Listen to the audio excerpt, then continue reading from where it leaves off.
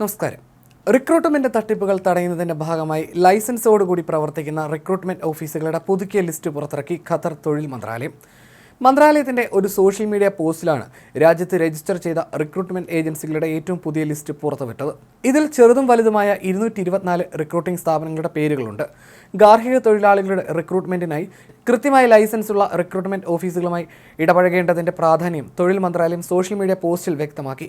തൊഴിലുടമയുടെയും തൊഴിലാളിയുടെ അവകാശങ്ങൾ സംരക്ഷിക്കുന്നതിനും തട്ടിപ്പിനും ചൂഷണത്തിനുമുള്ള സാധ്യതകൾ ഇല്ലാതാക്കുന്നതിനും ഈ പട്ടികയിൽ പറഞ്ഞിട്ടുള്ള സ്ഥാപനങ്ങൾ വഴിയാണ് റിക്രൂട്ട്മെന്റ് നടത്തുന്നതെന്ന കാര്യം ബന്ധപ്പെട്ട കക്ഷികൾ ഉറപ്പുവരുത്തണമെന്നും മന്ത്രാലയം ഓർമ്മിപ്പിച്ചു. ലൈസൻസ് ഇല്ലാത്തതും വഞ്ചനാപരമായതുമായ റിക്രൂട്ടിംഗ് സ്ഥാപനങ്ങളുടെ തട്ടിപ്പുകൾക്ക് ആരും ഇരയാകരുതെന്നും മന്ത്രാലയം വ്യക്തമാക്കി.